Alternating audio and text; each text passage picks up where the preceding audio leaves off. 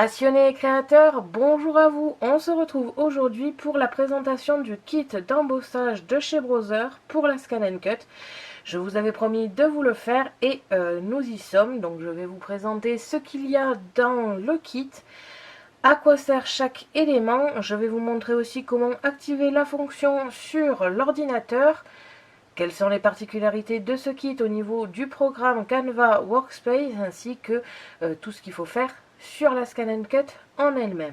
Donc voilà, c'est un kit que j'ai acheté sur Creative Découpe il y a un petit moment. Je l'ai pas mal testé quand même avant de vous faire cette vidéo, déjà pour que je la comprenne, que je sache comment ça fonctionne et que je sois, que j'ai racheté des éléments qu'il faut pour la vidéo, parce que tout simplement, étant donné qu'il n'y a qu'une feuille de ce qu'il y a ici, j'ai utilisé pour tester, je n'en avais plus, donc je préférais vous montrer ce qu'il y a réellement dans le kit. En ce qui concerne le kit, il y avait le support d'outils pour l'embossage, comme ici, donc tout simplement à dévisser comme ici, et avec étaient fournis ces deux stylos, on va dire ça comme ça, donc avec une pointe large, une pointe fine, donc 3 mm et 1,5 mm.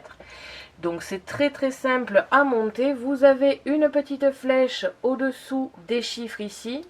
Vous avez une petite flèche ici. Donc il vous suffit tout simplement de rentrer l'outil avec la flèche devant comme ici. Et quand c'est le cas, vous n'avez qu'à revisser comme ici. Et donc là, ça ne bouge absolument pas, même si vous appuyez fortement sur la mine. Était fournie aussi cette feuille ici de test, donc la feuille d'ajustement pour embossage de zone, que je vais vous expliquer juste après. Deux feuilles métalliques ici dans leur protection. La mousse, comme vous pouvez le voir, pas mal abîmée parce que je l'ai pas mal utilisée pour l'embossage linéaire. La feuille de numérisation comme ceci, donc là je n'ai coupé qu'un carré pour faire mes projets test et mes projets non test, on va dire. Donc il faut savoir que j'utilise la même depuis que j'ai le kit, hein. J'ai déjà donc fait ces trois modèles ici et j'ai toujours utilisé la même feuille. Ça marche bien, après je sens qu'elle commence un petit peu à fatiguer niveau colle, mais pour l'instant je la fixe avec du masking tape. Mais dans l'idée, vous pouvez racheter tout simplement ces feuilles de numérisation ici. Et encore une fois, dans le kit, il y avait une feuille noire comme ceci. Il y avait une feuille pour faire les classeurs de gaufrage, donc comme ceci.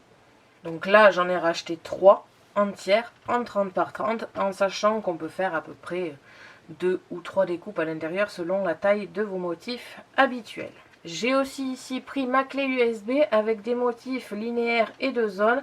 Tout ceci pris avec les motifs d'internet, enfin du programme. Au niveau des papiers, j'en ai pris 2, donc les holographiques de chez Action que j'ai acheté récemment, comme vous avez pu le voir dans le haul, ainsi qu'une feuille violette unie, sans motif. Donc il faut quand même savoir que pour l'embossage, c'est difficile d'en faire sur du papier décoré. Souvent on ne voit pas l'effet que cela donne une fois terminé, on ne voit pas l'embossage, ou alors on voit trop l'embossage, on ne voit plus les motifs. Bref, il y a toujours un des éléments qui est gâché, je trouve. Donc je vous conseille fortement d'utiliser des papiers unis ou métalliques. Alors là j'ai pris du holographique, mais il y a bien d'autres papiers qui sont assez, on va dire, métallisés, unis, et ça ressort vraiment très bien comme je vais vous le montrer juste après. On va de suite parler de cette feuille d'ajustement, parce qu'il faut savoir quand même que le jour où j'ai testé pour la première fois le kit d'embossage, j'étais un petit peu fatiguée, j'étais pas forcément de bonne humeur, du coup j'ai voulu me détendre en faisant ça. Et c'était pas forcément une très bonne idée parce que ça a été, du coup comme j'étais assez fatiguée, je ne comprenais absolument pas et ça a été très difficile pour moi de faire cette feuille d'ajustement. J'avais du mal à comprendre, alors j'ai préféré vous en parler parce que je me dis que je suis peut-être pas la seule à ne pas être toujours en forme et que du coup, des fois ça peut paraître idiot, mais on ne comprend pas bien. Alors il me semble bien, si j'ai bien tout compris, qu'on peut faire exactement la même feuille avec une feuille A4 de base, donc une feuille blanche d'imprimante, et c'est fait tout simplement pour que le classeur se superpose parfaitement. Donc quand vous allez rentrer, donc ça je vais vous montrer comment activer la fonction Premium sur la Scan & Cut, en sachant que selon les Scan & Cut ça peut plus ou moins changer d'endroit, mais dans l'idée c'est toujours dans les paramètres, donc ça doit être facile quand même à retrouver quel que soit votre modèle. Donc quand vous allez rentrer et que vous allez faire votre premier embossage de zone, on va commencer par vous faire cette feuille ici, que vous allez commencer. Elle va faire tout un tas de découpes, donc déjà à découper le contour, à découper chaque carré et à tracer, je ne sais pas si vous allez bien le voir, des numéros. Ici vous pouvez apercevoir un 2, alors ce n'est pas du hasard, c'est fait exprès. Sous chaque petite découpe ici, il y a son chiffre. Donc ça c'est fait tout simplement pour savoir à quel moment il est parfaitement superposé. Comme vous pouvez le voir, ici il y a un petit peu de noir, encore. Là ça commence à aller et ici c'est à droite. Quand vous avez cette feuille qui est terminée, vous la pliez et là on va vous demander un chiffre. J'étais un peu fatiguée et je n'avais pas compris que c'était le chiffre qui était correct, qu'il fallait marquer.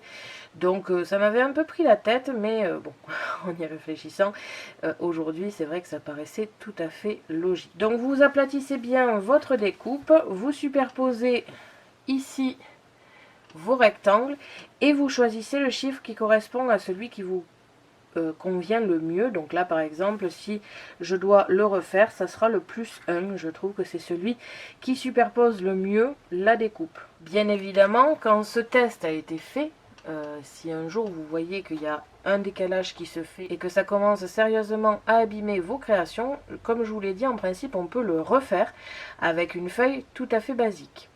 À savoir que ce qui est pas mal sur cette feuille, c'est qu'il y a un rectangle noir ici que je vous conseille de mettre du coup sur votre feuille A4, que vous imprimez d'abord, une bande noire pour bien avoir la différence, je ne sais pas si vous voyez, entre le papier d'en dessous et le papier d'au-dessus pour bien voir quand c'est que c'est bien superposé. Pour commencer ce tutoriel, je vous retrouve ici sur le programme de la Scan & Cut, c'est-à-dire Canva Workspace et la version programme, pas la version en ligne, je préfère le préciser. Il y a plusieurs choses que je veux vous montrer déjà ici sur le programme et après on pourra passer au test en réel. Bien évidemment, j'ai préparé sur ma clé USB des modèles d'embossage linéaire et d'embossage de zone et pour cela j'ai pris des motifs comme vous allez le voir sur la partie embossage. Quand on est sur cette partie, il vous suffit d'aller dans Aide, paramètres du compte.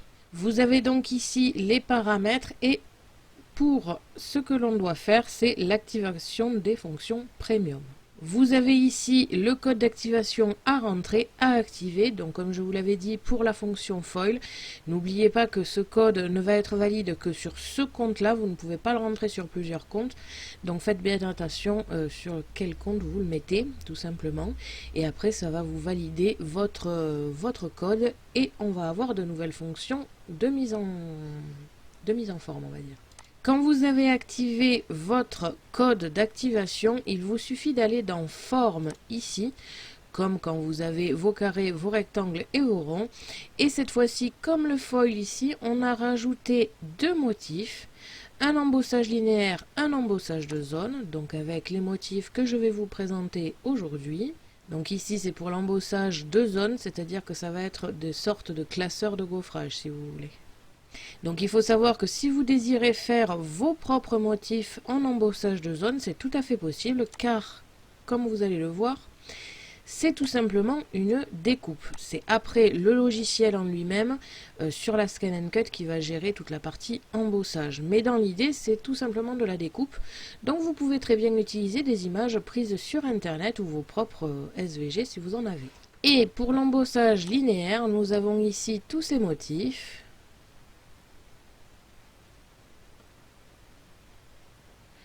Donc aussi bien des motifs que des écritures déjà réalisées, ainsi que des fonds de cartes. Et là, comme vous pouvez l'apercevoir, ce sont des écritures en bleu ou des dessins en bleu, car là aussi, si vous le voulez, vous pouvez faire vos propres motifs, car c'est tout simplement du tracé. Il n'y a pas sur le programme une spécification genre au lieu de couper et tracer, vous avez embossage. Non, non, c'est tout simplement du couper pour l'embossage de zone ou du tracé pour l'embossage linéaire. Donc là encore une fois, vous pouvez tout simplement prendre vos propres motifs sur internet ou dans vos fichiers.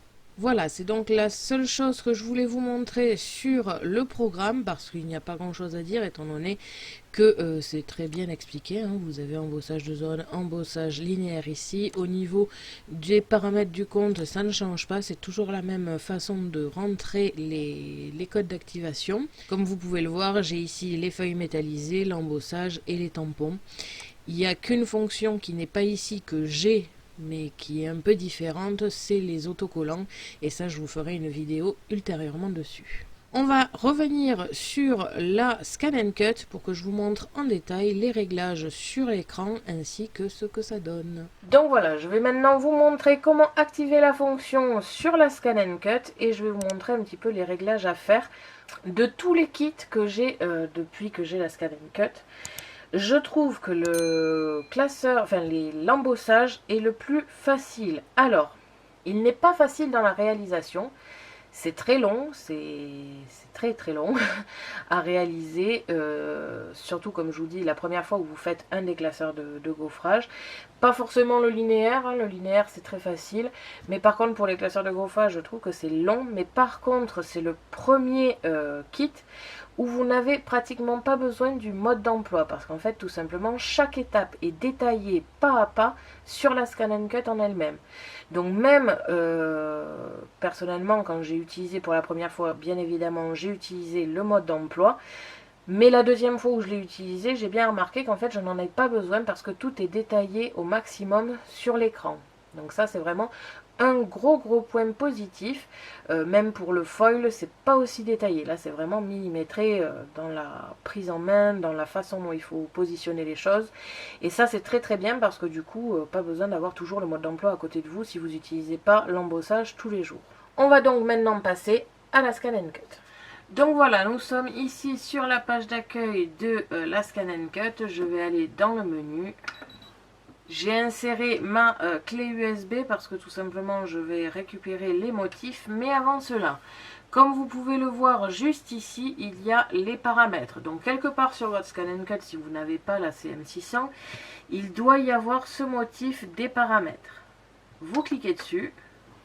Donc là, comme vous pouvez le voir, vous arrivez dans les paramètres, vous allez tout en bas et il y a les fonctions premium. Alors je ne sais pas si sur les nouvelles machines il y a le même système, mais je pense que dans l'idée ils ont gardé toujours les mêmes, la même organisation. Donc je pense que toujours sur la dernière page vous avez les fonctions premium. Si ce n'est pas le cas, fouillez dans toutes les pages, ça doit forcément y être. Vous allez ici sur la petite, les petits outils, encore une fois. Et là, vous avez la possibilité d'activer les deux fonctions premium. Alors évidemment, sur les nouvelles machines, il y a d'autres fonctions premium qui sont arrivées. Je pense que ça doit être aussi sur le programme. Bon, là en l'occurrence, c'est la CM600. Et à l'époque, il n'y avait pas les nouveaux kits de démarrage qu'il y a maintenant. Et surtout, ce n'est pas compatible. Donc forcément, ce que j'ai ici, c'est ce que vous allez retrouver sur toutes les machines, sauf les nouvelles où il y aura d'autres kit de démarrage de disponible. Donc une fois ici, vous avez le réglage de l'embossage, le réglage des feuilles métallisées, vous cliquez sur On. Il n'y a pas de code. Les codes d'activation que vous recevez dans les kits de démarrage ne sont pas faits pour la machine, ils sont faits pour le programme.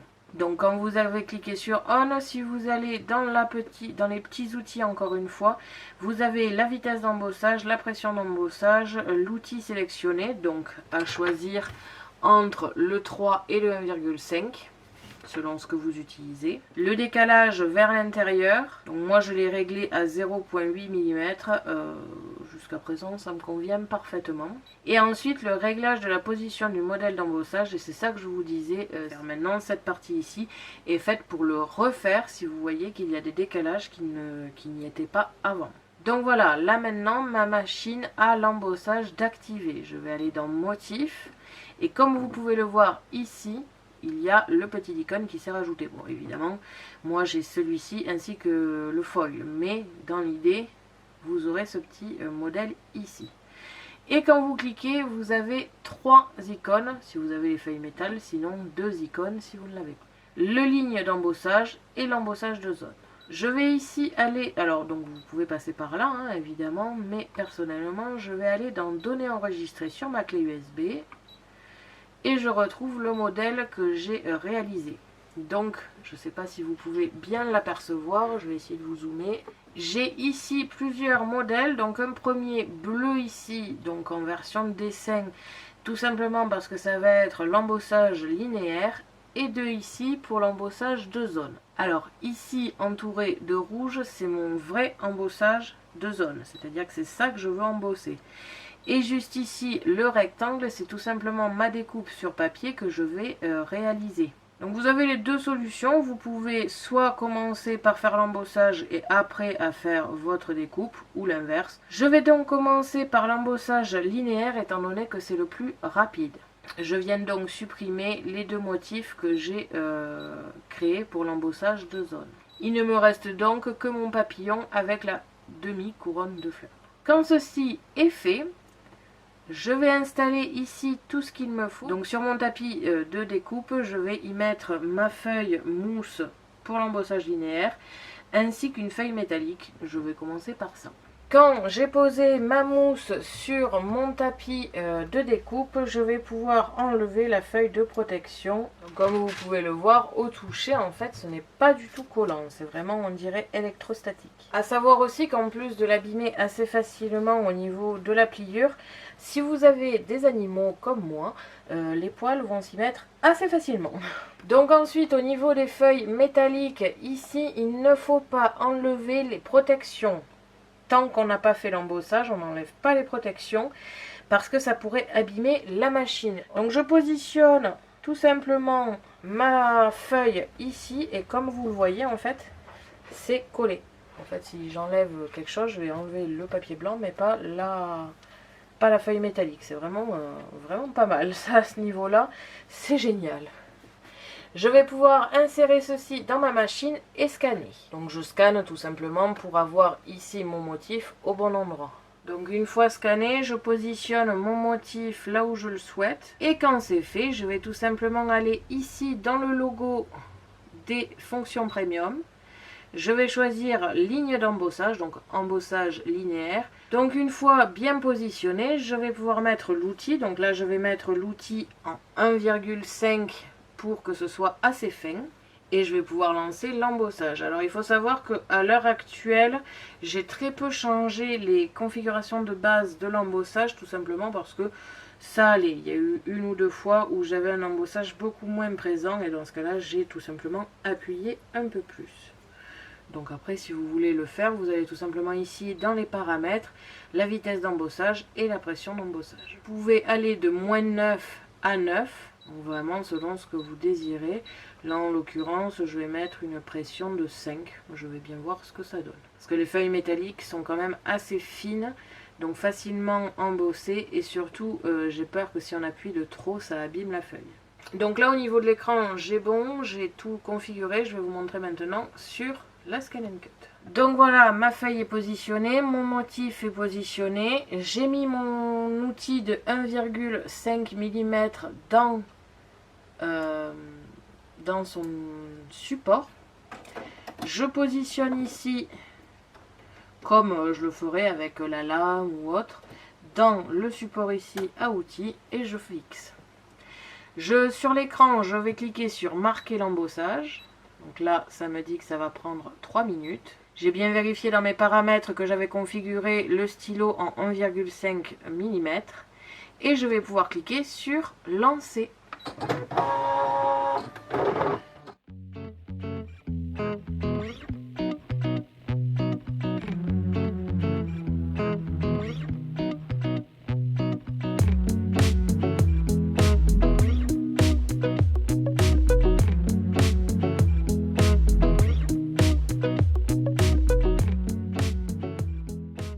Donc voilà, une fois terminé, je vais tout simplement enlever ma feuille de mousse et ma feuille métallique. Ensuite, chose que j'ai oublié de préciser, là ça n'a pas trop d'importance étant donné que quel que soit le sens de votre feuille métallique, elle est métallique des deux côtés. Vous pouvez l'apercevoir ici, vous avez le métallique d'un côté et le même métallique de l'autre. Mais n'oubliez pas, si vous faites ça sur une feuille décorée d'un côté et pas de l'autre, ou si vous faites ça même sur une feuille unie, de bien le faire dans le bon sens. C'est-à-dire, si vous voulez l'embosser vers l'extérieur, que quand vous voyez votre motif, vous voulez qu'il soit vers le dessus, et pas vers le dessous.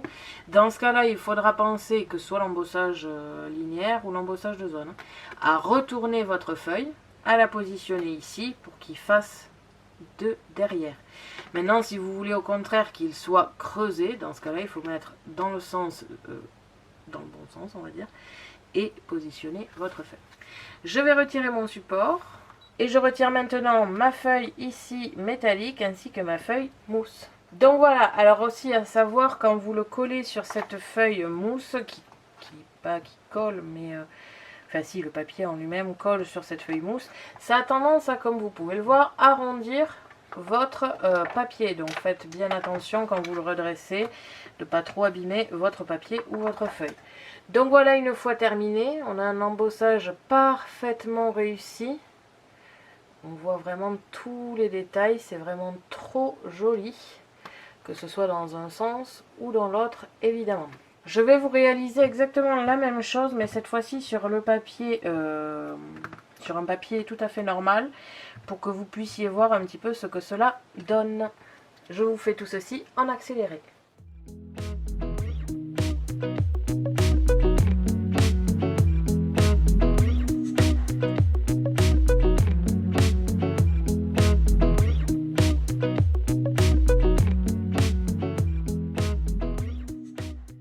Donc voilà, une fois l'embossage linéaire réalisé sur 3 feuilles différentes, donc à commencer par la feuille métallique, là où c'est le plus bel effet je trouve, évidemment c'est un petit peu fait exprès. Alors après c'est pas, enfin c'est assez rigide, c'est pas très facile à utiliser étant donné que ça marque beaucoup les traces de doigts. Dans l'idée, l'embossage est le mieux réussi sur celui-ci. En second vient le papier holographique de chez Action, comme vous pouvez le voir. La finesse est respectée, le motif est joli aussi, donc avec une pression d'embossage à 8, je trouve que c'est très bien, ça reste totalement visible et ça reste vraiment très joli.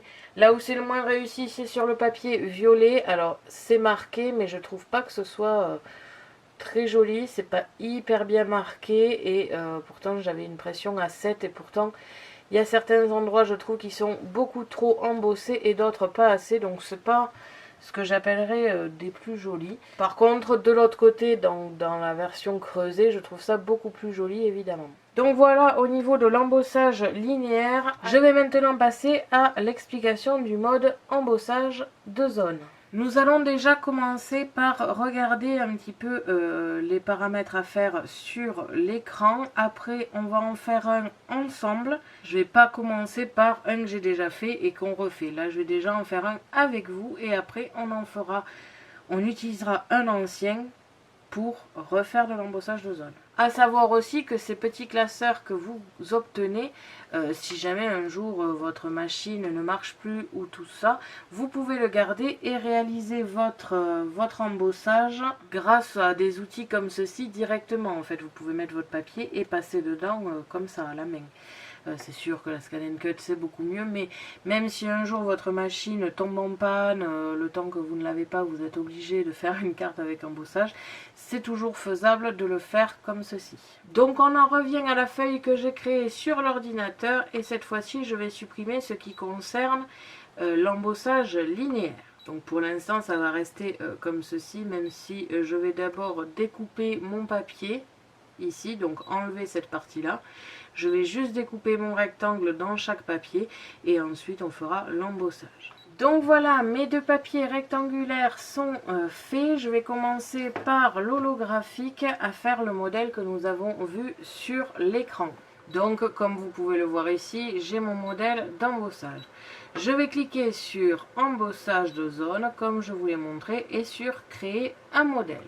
Je commence par positionner mes rectangles, enfin mon rectangle holographique ici sur mon support. À savoir qu'il y a une petite particularité, c'est que sur le support, dans les angles, souvent il n'y a rien. Donc c'est très difficile de bien positionner. Ce que je vous conseille, c'est de légèrement le décaler et de le mettre vraiment droit. Donc quand vous êtes ici, ne le collez pas vraiment dans l'angle parce que sinon ça ne va pas être entièrement visible sur votre scan. Donc moi ce que je fais, c'est que je le mets toujours dans la continuité des carrés, c'est-à-dire à un carré ici, droit, enfin au plus droit possible, et un carré ici, au plus droit possible aussi. Et j'aplatis bien. Et j'insère mon support. Une fois la première étape de réaliser, je vais appuyer sur la touche marche et ça va me scanner ma feuille. Une fois le scan de réaliser, nous allons encadrer l'image de notre élément. Donc comme expliqué, on prend ici les flèches et on fait bien attention d'être pile poil. Si jamais vous n'y arrivez pas parce que ce n'est pas assez visible, n'oubliez pas de mettre l'arrière-plan beaucoup plus fort. Quand c'est fait, vous validez. On va maintenant positionner le modèle d'embossage. Donc pour cela, je vais le tourner à 90 pour que ça corresponde au sens que je l'ai mis sur mon tapis. Et je vais tout simplement le positionner là où je le veux. Je redimensionne pour que ça corresponde comme il faut. Et je le positionne le plus au centre que je le peux. Quand c'est fait, je valide. Donc là, je ne sais pas si vous allez bien le voir, mais en fait, j'ai mon modèle qui a été réfléchi. Donc la machine m'a fait mon classeur en images. Je valide. Là on me demande d'enlever le support et d'enlever le papier à embosser. Quand c'est fait, j'appuie sur suivant. Là en l'occurrence on me demande si je veux enregistrer mon modèle, ce que je fais à chaque fois. Je trouve que c'est plutôt pas mal. Si jamais un jour l'ancien s'abîme, au moins je peux le refaire facilement. Une fois que le modèle est enregistré, je clique sur OK. Là, on me demande de mettre une feuille de modèle pour embossage, ce que je vais faire de suite. Donc là, évidemment, je n'ai pas besoin de vérifier avec un scan parce que bah forcément, c'est obligé de passer étant donné que j'ai une feuille entière. Je clique donc sur OK et on va pouvoir commencer la découpe.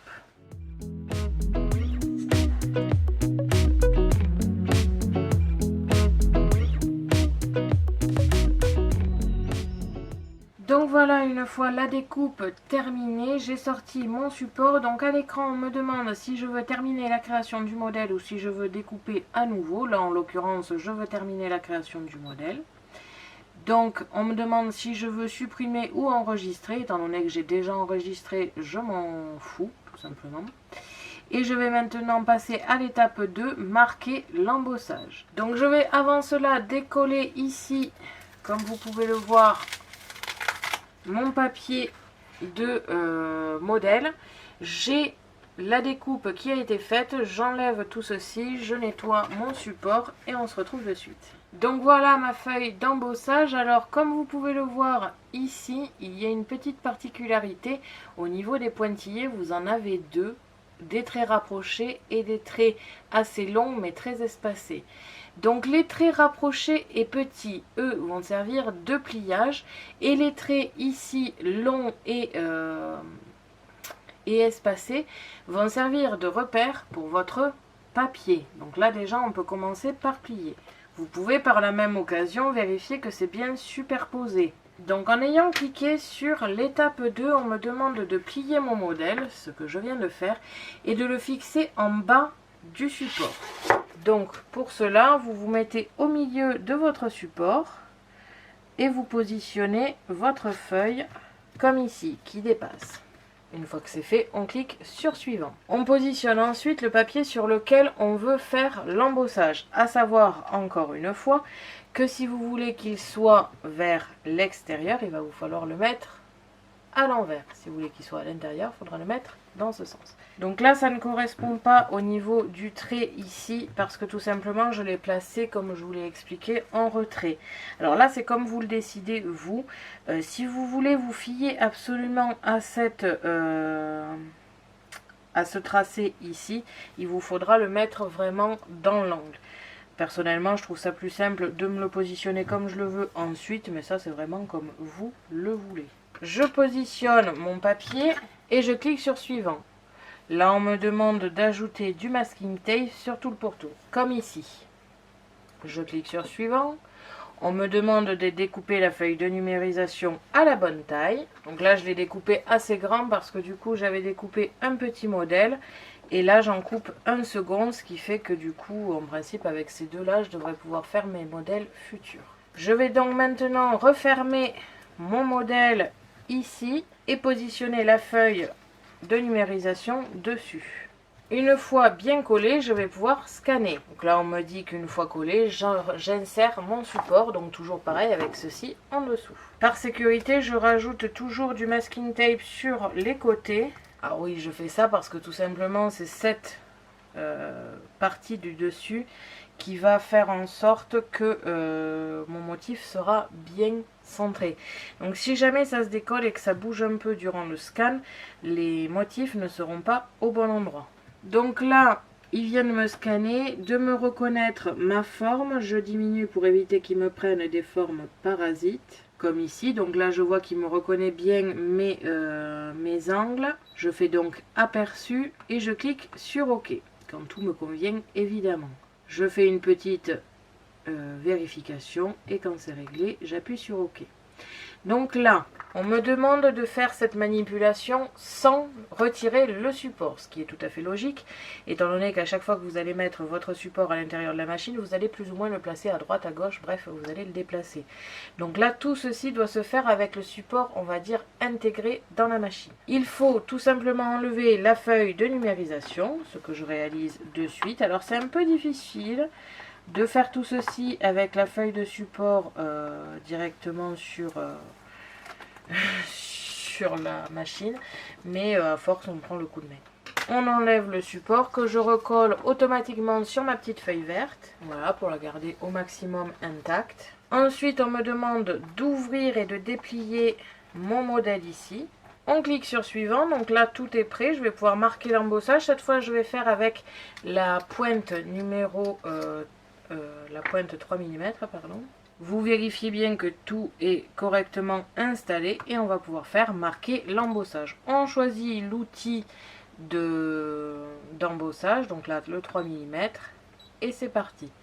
Il m'a bien marqué mes feuilles et on va pouvoir commencer l'embossage.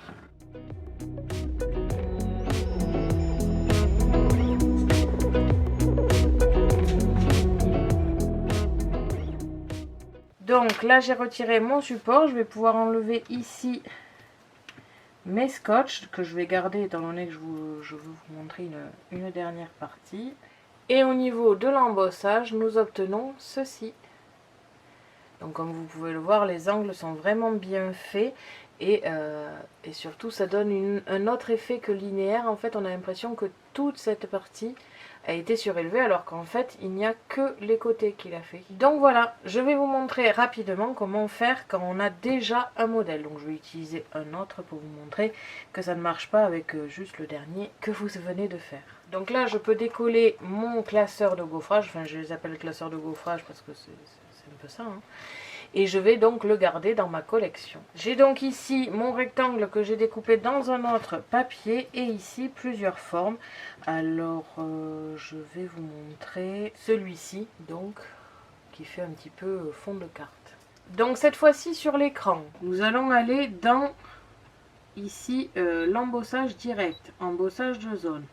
Marquer l'embossage. Au lieu de faire l'étape 1, créer le modèle, je vais faire directement l'étape 2, marquer l'embossage. Je plie le modèle en deux, enfin bon bref, là à ce niveau-là, on reprend l'étape 2. Donc je positionne mon modèle au milieu, je positionne mon papier.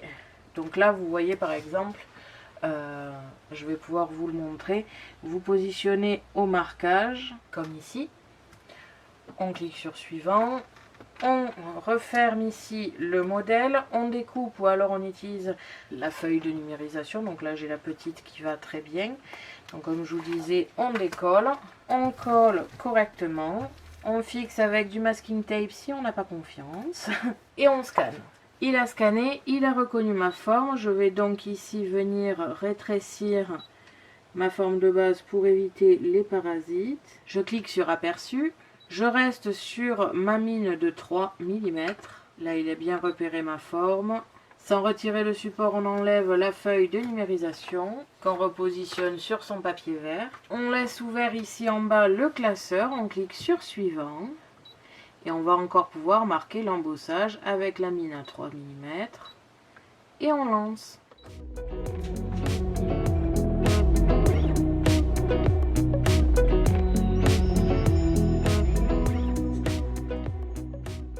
J'ai terminé le marqueur en relief. Il peut supprimer ce qui vient d'enregistrer. Je retire mon support. Et là, encore une fois, vous pouvez voir que le marquage a été fait. Donc maintenant, on va pouvoir passer à la conclusion. Ce que j'en pense, est-ce que ça vaut le coup? Est-ce que ça vaut son prix? Parce que c'est quand même pas donné. Je crois que c'est à peu près 70 € le kit de démarrage. Donc est-ce que ça vaut vraiment le coup? Donc au niveau de l'embossage linéaire, je trouve que c'est très rapide. Vous mettez votre mousse, vous mettez votre papier dessus, vous mettez votre motif et vous lancez et c'est fait. Donc comme vous pouvez le voir ici sur des feuilles métalliques, le rendu est vraiment très joli. En ce qui concerne les papiers qu'on peut retrouver plus facilement, au niveau des papiers lambda ici, alors quand c'est creusé c'est très joli. Par contre, je trouve que c'est pas top ici sur l'envers. Par contre, sur le papier métallique foil, ça marche très bien. Donc à ce niveau-là, ça fait quand même une découpe. Pardon, pas une découpe du tout.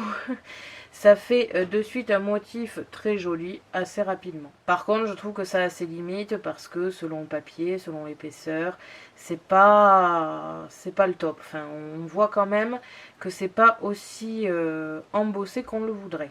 Sauf sur les feuilles métalliques où là c'est vraiment très joli. Je ne l'avais pas essayé jusqu'à présent, mais je ne suis pas déçue, c'est vraiment très beau. Ensuite, en ce qui concerne l'embossage de zone. Alors là, je suis conquise parce qu'effectivement, au niveau de l'effet, ça fait vraiment l'embossage comme je le souhaite. C'est très joli. Après, au niveau de l'embossage de zone, je trouve que c'est très long.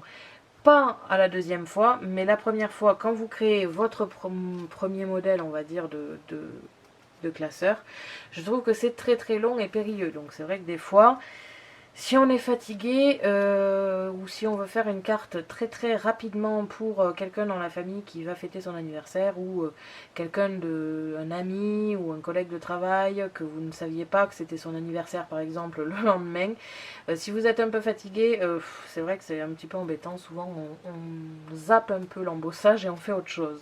Ça c'est vrai que c'est un petit peu gênant. Après, au niveau de la rapidité, une fois le classeur de gaufrage fait, là encore une fois c'est très simple, vous positionnez le tout directement, vous embossez pratiquement de suite. La numérisation, c'est vrai que d'habitude je suis plutôt mitigée avec la Scan Cut au niveau de la numérisation précise, hein. C'est-à-dire souvent pour découper à la suite. Quand je numérise mon papier pour ne pas avoir trop de pertes et de chutes et tout ça, ça c'est une chose. Par contre, numériser vers découpe directe par exemple, ou numériser pour faire une découpe de ce style, je suis souvent très mitigée et un peu déçue. Là, au niveau de l'embossage, quand vous faites votre classeur qui est noir, que vous mettez votre feuille de numérisation par-dessus, j'ai jamais eu de soucis, ça a toujours été pile poil la bonne forme. Enfin, vous voyez, ça c'est un petit peu tarabiscoté. Et il n'a pas eu de soucis à me reconnaître toutes les formes, ce qui aurait été beaucoup plus difficile si j'avais fait par exemple numérisation vers découpe directe. Donc là, à ce niveau-là, je ne suis pas du tout déçue.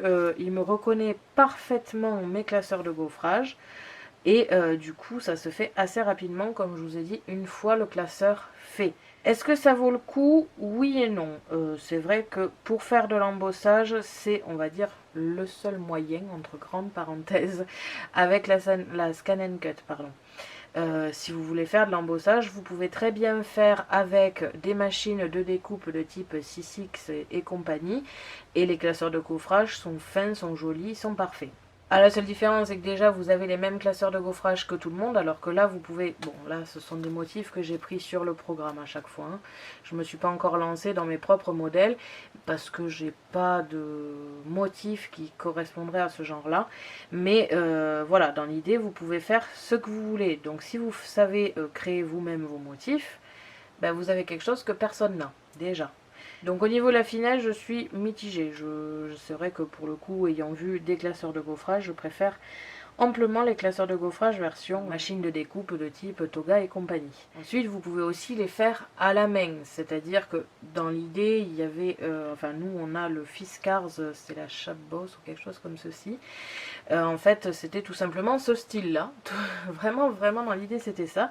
Vous aviez un premier plastique ici à positionner sur votre support avec des petites vis, entre parenthèses, c'était des petits bitoniaux à planter dans des trous pour solidifier, enfin oui, solidifier votre feuille. Vous mettiez votre feuille entre ici, vous positionnez une deuxième feuille et vous les rentrez dans les petits bitoniaux aussi, et ensuite à la mano, hein, avec un outil, vous passiez sur chaque trou. Donc c'était assez long, mais on peut aussi le faire à la main. Par exemple, moi qui fais souvent de l'embossage, alors bon, peut-être pas là ces derniers temps, mais en règle générale, j'adore l'embossage.